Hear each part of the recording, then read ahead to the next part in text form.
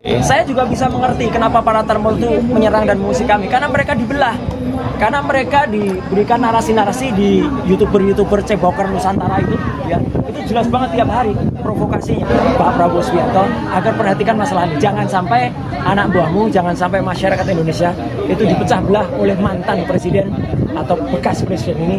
Artinya kalau ada pintu maaf, ya maaflah kepada rakyat Indonesia, dia yang harus minta maaf, bukan kami.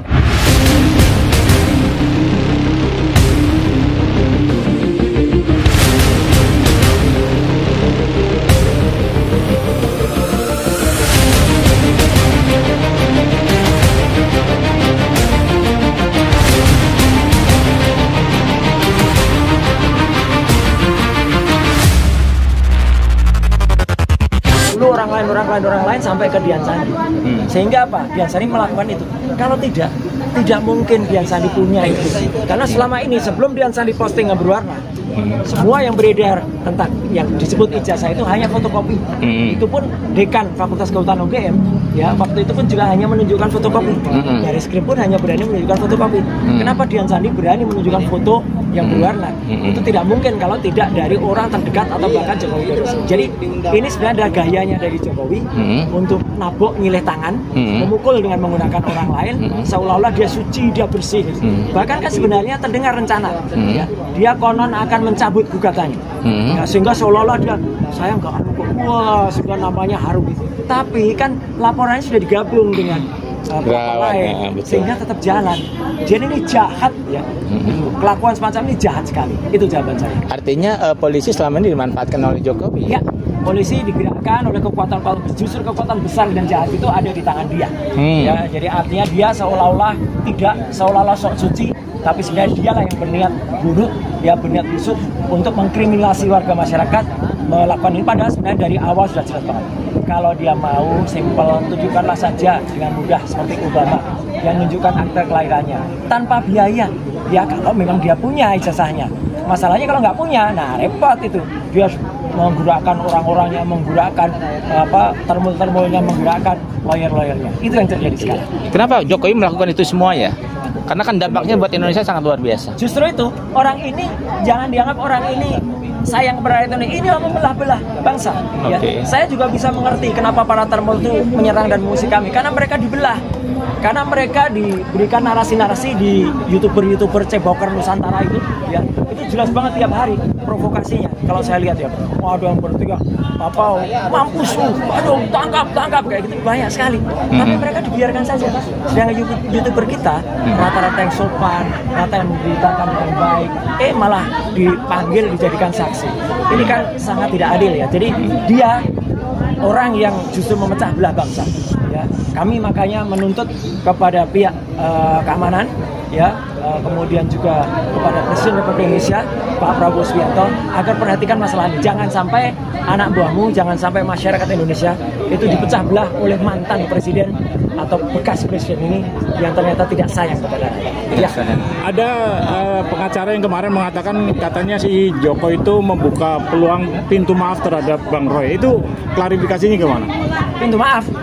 Apanya yang mau dia? Kalau dia salah, ya dia harus minta maaf dong. Gitu. Penelitian kami itu pure ilmiah.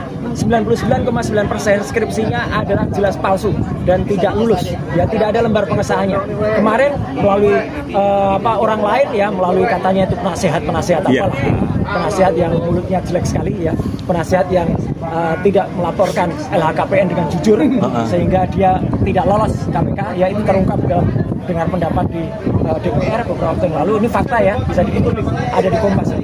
Itu dia malah mengatakan bahwa itu ada kok, tapi mungkin copot. Nggak mungkin dalam benda skripsi namanya copot lembar pengesahan ya. Jadi bohong lagi tuh si penasehat itu. Ya, jadi artinya begini. Artinya kalau ada pintu maaf ya maaflah kepada rakyat Indonesia.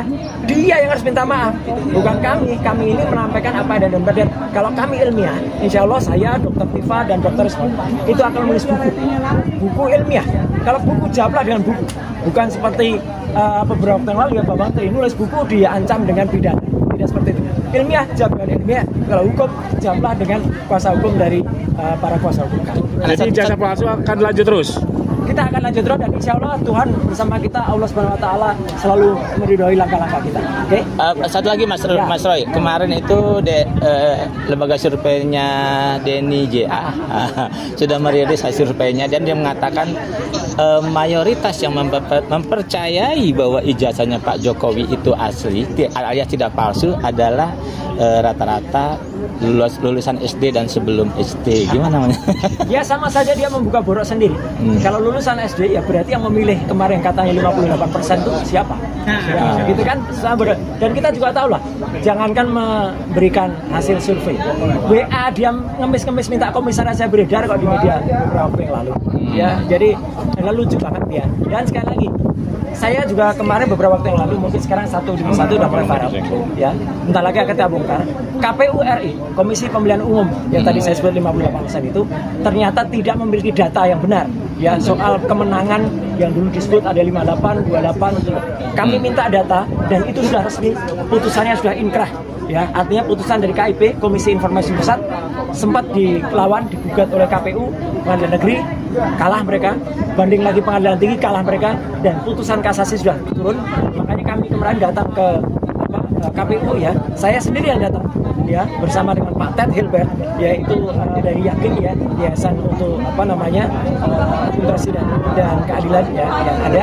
Kemudian datang lagi satu ahli dari ITB yang kemarin menyatakan meminta data-data. Ini data loh, baru data dari KPU, data CSV tentang jumlah pemilih yang ada di seluruh Indonesia. Pada hari dan jam yang mereka tentukan sendiri, pada hari Senin tanggal 28 Juli pukul 10, mereka tidak bisa menunjukkan data, hanya diam saja dan bahkan akan mengatakan kalau nanti hanya akan memberikan data nasional aja. Loh, kalau data nasional itu sama aja bohong, ya. Jadi artinya apa? Ini ada indikasi bahwa data-data pemilu yang lalu itu tidak ada dan tidak benar sama sekali. Jadi ini akan terus kita kejar sampai dengan putusan lain, karena putusannya sudah inkrah. Mau apa lagi? KPU kok membohongi rakyat. Jadi itu videonya sudah viral. Ada seorang Kapus Datin yang tidak bisa berkata apa-apa ketika saya datangi dan saya rekam langsung. Saya yang merekam video itu, ya. Jadi kalau teman-teman bertanya siapa ini yang merekam, saya yang merekam. Ada wajah Ted Hilbert di situ dan saya bertanggung jawab penuh terhadap video itu. Oke.